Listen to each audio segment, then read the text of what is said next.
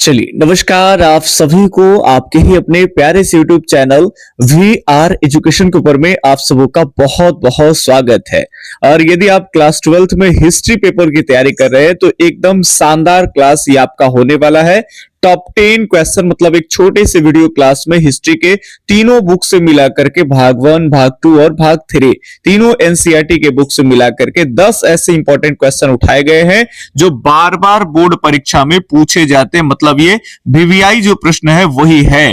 तो पांचों सब्जेक्ट की तैयारी में ये आपका हिस्ट्री के ये आपको चार चांद लगाने वाला है। ये मदद करेगा आपको 450 नंबर प्रश्न जो है वो लाने में, है ना। चलिए तो अब बढ़ते हैं हम लोग फटाफट से वो शानदार प्रश्नों के ऊपर में जो बार बार बोर्ड परीक्षा के द्वारा पूछ लिए जाते हैं। तो ये टॉप क्वेश्चन में ये रहे आपके सामने आज का पहला प्रश्न है। सवाल है कि शेर ए पंजाब के नाम से किसे जाना जाता है। फटाफट से बताने हैं आपको कि शेर ए पंजाब के नाम से किसे जाने जाते हैं। क्या भगत सिंह को, चंद्रशेखर आजाद को, सैफुद्दीन किचलू को या फिर लाला लाजपत राय को। तो अगर शेरे पंजाब की बात कर लेंगे तो इसमें आप एक ऑप्शन पहले सेलेक्ट कर लीजिए कि कौन से ऑप्शन आपके सामने सही लग रहे हैं। बाकी अगर सही जवाब की बात कर लेंगे तो वो जाने जाते हैं लाला लाजपत राय को। लाला लाजपत राय को शेर ए पंजाब के नाम से जानते हैं। जब साइमन कमीशन भारत में आया था, साइमन कमीशन का गठन 1927 में हो चुका था ब्रिटेन के अंदर में, और भारत में ये आता है 1928 में जब भारत में साइमन कमीशन आया था। और उसमें एक भी आप याद करें, एक भी कमीशन के जितने लोग हैं उसमें एक भी लोग जो है वो भारतीय नहीं थे, इसीलिए इसका हर जगह विरोध होने लगा था। बंबई में जब आया था तो बंबई में इसका विरोध हुआ था। काले झंडे लोग भूख हड़ताल कर रहे थे और काले झंडे दिखा कर करके और साइमन कमीशन को वापस जाने की बातें कर रही थी। ठीक है, जब पंजाब में आया तो लाला लाजपत राय इसका पूरा जम कर करके पुरजोर तरीके से विरोध किए और साइमन कमीशन गो बैक का नारा लगाया। हालांकि हम लोग अगर बिहार की बात कर दें तो बिहार में भी कहा जा रहा था उठो जवानों सवेरा हुआ, साइमन भगाने का बेरा हुआ। ऐसे कई जो है अलग अलग जगह पे नारे लग करके साइमन कमीशन वापस जाओ के नारे लग रहे थे ना।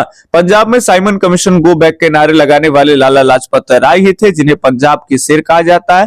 अंग्रेजों की तरफ से प्रहार किया जाता है। ये कहीं ना कहीं लाठी से इनको इतना शरीर के ऊपर में वार किया जाता है कि ब्रिटिश साम्राज्य के लिए कहते भी है कि हमारे शरीर पे लाठी की हर एक चोट ब्रिटिश साम्राज्य में एक कील की तरह साबित होगी। ऐसे इनकी कुछ स्टेटमेंट थी। ठीक है, तो ये बातें याद रखेंगे। फिर ये हॉस्पिटल में जाते हैं और फिर वहीं से इनका निधन हो जाता है। ठीक है, चलिए हॉस्पिटल में जाते हैं और इनका क्या हो जाता है, निधन, मर। प्रश्न है कि महाभारत की रचना किस भाषा में हुई। तो ये सही, आप एकदम इजी है। आप सबका कई बार प्रश्न बनाए होंगे कि महाभारत की जो रचना है वो आपके संस्कृत भाषा में हुई है, तो ये ऑप्शन यहाँ सही हो जाएगा। नेक्स्ट क्वेश्चन है, फटाफट से एकदम 10 क्वेश्चन बहुत कम समय में देखेंगे, आप केवल बने रहेंगे। ब्रिटिश ईस्ट इंडिया कंपनी की स्थापना कब होती है। 1600 ईस्वी में, 1605 में। एक ऑप्शन काट लीजिए, एक ही बार रिपीट आ गया है, यह 1610 में। तो ईस्ट इंडिया कंपनी की स्थापना याद रखेंगे 31 दिसंबर 1600 ईस्वी में होती है। और कई लोग सोचते हैं कि भारत में किसी शहर में होगा, सूरत में, मसूलीपट्टनम में, ये कहीं भी ऐसा नहीं है। ईस्ट इंडिया कंपनी की स्थापना 1600 ईस्वी में जो है वो आपके ब्रिटेन में होता है। याद रखें कहां होता है, ब्रिटेन में। और छोटा डेट बता दे आपको तो 31 दिसंबर 1600 ईस्वी। क्लियर, आगे की ओर बढ़ते हैं तो अगला प्रश्न ये रहा आपके सामने, काफी शानदार प्रश्न। ये आपका प्राचीन भारत और हड़प्पा वाला जो आपको चैप्टर पढ़ना है वहीं से आपका ये सवाल है। हड़प्पा सभ्यता का सबसे बड़ा नगर कौन था। मोहनजोदड़ो, कालीबंगा, लोथल या फिर रंगपुर। तो सबसे बड़े शहर की बात कर लेंगे तो वो आपके मोहनजोदड़ो है। कमेंट करके बताने हैं कि मोहनजोदड़ो कितने वर्ग हेक्टेयर में फैले हुए थे। एनसीईआरटी में बाकायदा ये बातें लिखी हुई है, अगर आप पढ़े होंगे तो ये आपका एक तरह से प्रैक्टिस और रिवीजन है। तो अगर आप बता पाएंगे तो हम समझेंगे कि आप एनसीईआरटी को बढ़िया से पढ़े। वहां 2 गो का वर्ग हेक्टेयर लिखा हुआ है, एक मोहनजोदड़ो और एक चनहुद्रो, है ना। चनहुद्रो को कंपेयर करके बताया गया है कि मोहनजोदड़ो की अपेक्षा काफी छोटा सा शहर था, पर इंडस्ट्रियलाइजेशन शहर है, उद्योग धंधे काफी यहाँ विराजमान थे, है ना। आगे अगले प्रश्न है आपके सामने कि हड़प्पा सभ्यता का स्वरूप क्या है। क्या वो ग्रामीण सभ्यता है, शहरी सभ्यता है, भोजन संग्रह सभ्यता या फिर कबीलाई सभ्यता है। हड़प्पा सभ्यता की अगर हम स्वरूप की बात कर लेंगे तो भाई इस समय सबसे पहले स्टार्टिंग में नवपाषाण युग में मानव जो है वो धीरे धीरे उस समय जो है तांबे का इस्तेमाल करता था। ताम्र मानव के प्रयोग के द्वारा सबसे पुरानी जो धातु है वो आपके तांबे है ना। तो तांबे जिसे ताम्र पाषाण कालीन भी कहते हैं, तो तांबे का खोज हुआ, खेती बाड़ी करना धीरे धीरे मानव सीख लिया और पहले कच्ची मिट्टी के मकानों में ऐसे ही झोपड़ा झोपड़ी दे करके रहते थे।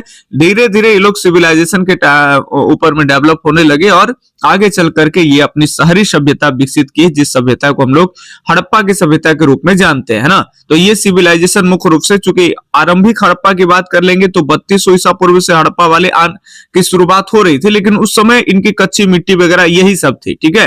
तो ये कहीं ना कहीं जो आप विकसित हड़प्पा पढ़ते हैं वो 2600 से लेकर के और 1900 ईसा पूर्व के आसपास में जो आप सिविलाइजेशन हड़प्पा वाला पढ़ते हो यही विकसित है। इसके पहले भी हड़प्पा जो है वो ग्रामीण जैसा ही थी और इसके बाद में भी सिविलाइजेशन का अंत होने लगे। चलिए एक एक चीजों के बारे में डिस्कस, हालांकि थोड़ी बहुत इस 10 क्वेश्चन के माध्यम से भी आपको चैप्टर को रिकॉल भी कराने का मैं काम करता हूं। तो हमारी मेहनत के लिए आप लोग को एक लाइक कर देना है। सिलेक्टेड प्रश्न है सारे के सारे, हूबहू आपके एग्जाम में देखने के लिए मिलेगा और अभी से अगर प्रयास करते हैं तो जो गलतियां करते हैं अगर उसको ठीक कर लिया जाए तो एग्जाम में कोई गलतियां नहीं होगा और आप काफी अच्छे मार्क्स गेन कर पाएंगे। कर्ण की मां कौन थी भाई? कुंती है, गांधारी है, माद्री है या फिर सत्यवती? फटाफट से बताएंगे कि कर्ण की मां का नाम जो है वो क्या है। एकदम जो है वो इजी सवाल है। तो कर्ण की मां कौन थी? तो वो आपको कुंती हो जाएंगे। कर्ण की मां कौन है भाई? तो कुंती हो जाएंगे, है ना। तो चलिए अगले सवाल की अगर बात कर लेंगे तो अगले सवाल ये रहा आपके, फटाफट से बताएंगे कि बंगाल आर्मी की पौधशाला कहाँ था?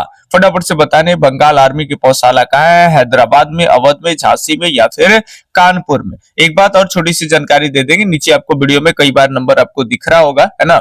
तो आप चाहे तो हमसे संपर्क कर सकते हैं। अगर किसी भी पेपर में अगर आपको दिक्कत लग रहा है, थोड़ा कमी लग रहा है, क्या होगा कैसे होगा, तो आपको घबराने की जरूरत नहीं है। मात्र 51 रुपए की राशि लेकर के हम आपसे और आप लोगों को चैप्टर वाइज जो है वो आपका पीडीएफ दे देते हैं। उस पीडीएफ में क्या होता है, सब्जेक्टिव और ऑब्जेक्टिव दोनों होता है और इसी से केवल आपका कल्याण, अगर आपके पास समय कम है तो कल्याण एकदम आराम से हो जाएगा। जो लोग चाहते हैं कि कुछ अच्छा मार्क्स गेन किया जाए, हर चैप्टर पे अच्छे कॉन्सेप्ट पकड़ बनाए जाए, ताकि थोड़ी बहुत जो कठिन सवाल आते हैं उसको भी इजिली सॉल्व करके अपना मार्क्स को इंक्रीज किया जाए, तो हम उन्हें आइडिया देंगे कि आपको 99 रुपया का आपको बैच लेना चाहिए। जैसे हिस्ट्री या ज्योग्राफी, ऐसा नहीं कि 5 सब्जेक्ट लीजिएगा तो 500 लगेगा।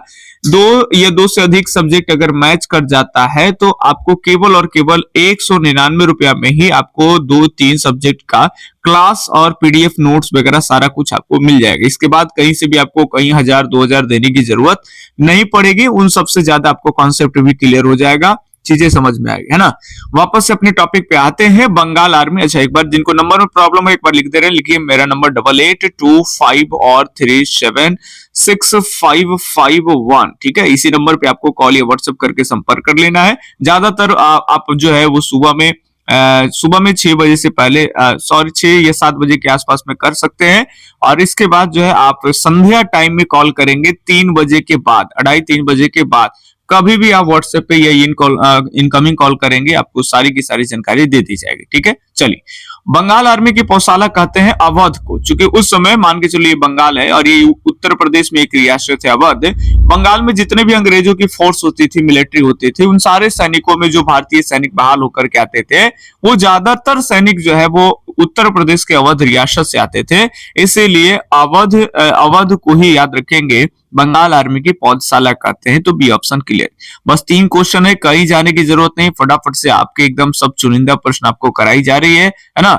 निम्न में से किस प्रसिद्ध संत ने गीता पर टीका मराठी में लिखा? फटाफट से बताएंगे, गीता पर टीका मराठी ने लिखा। तो देखिए एक बात याद रखें, गीता पर टीका मराठी में लिखा, कैसे लिखा भाई? तो मन से लिखा, तो मानेश्वर मार देना है, ठीक है। याद रखेंगे, मन से गीता पर टीका लिख दी तो मन से मानेश्वर, ठीक है। अगले सवाल है आपके, उपनिषद की संख्या कितनी? ये बार बार प्रश्न आए कि उपनिषद की संख्या, पुराणों की संख्या, है ना। ये सवाल बार बार छपते हैं, तो आपको याद रखना है कि उपनिषद की संख्या कुल 108 है। ऐसे अगर पुराण की संख्या अगर पूछ लिया जाए आपसे, पुराणों की संख्या जो है वो आपके 18 है और कई बार वेदों की संख्या भी पूछी जाती है आपके, तो वेदों की संख्या आपके 4 है, ऋग्वेद, सामवेद, यजुर्वेद और अथर्ववेद, ठीक है। तो ये याद रखेंगे। अगर उपनिषद कहा जाए तो 108, बाकी जो हम नोट्स देंगे ना तो उस नोट्स में सारी क्लियर रहेंगे कि 108 उपनिषद में से कितने ऐसे उपनिषद है जो गद में है, कितने ऐसे हैं जो पद में है, काफी डिटेल से रहेगा, ताकि अगर इन फ्यूचर अगर सवाल थोड़ा सा अगर भारी आ जाए, है ना, लेवल बढ़ा करके भी दे दे तो भी आप मार करके धुआं उड़ा दीजिएगा गुरु, है ना। ऐसे ही सवाल आपको हम कराएंगे देंगे। चलिए नेक्स्ट क्वेश्चन है, सबसे पुराना वेद कौन सा है? अभी चारों वेद का नाम बताए, आप पढ़े होंगे तो बता पाएंगे। चार वेद में सबसे पुराना जो वेद है वो आपके ऋग्वेद, और इसके समय काल को ऋग्वैदिक काल कहते हैं। 1500 से लेकर के 1000 ईसा पूर्व, फिर 1000 ईसा पूर्व से जो 600 ईसा पूर्व के आसपास का जो समय है उसे उत्तर वैदिक काल कहते हैं, जिसमें 3 वेदों की रचना हुआ, सामवेद, यजुर्वेद और अथर्ववेद। सही जवाब आपका ए ऑप्शन।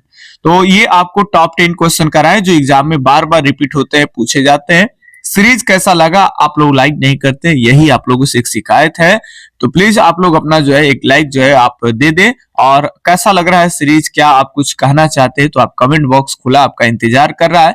प्लीज आप कमेंट बॉक्स में आप अपनी जो है वो राय दे, जरूर हम रिप्लाई करेंगे और आप अगले वीडियो में उस पर डिस्कस करेंगे।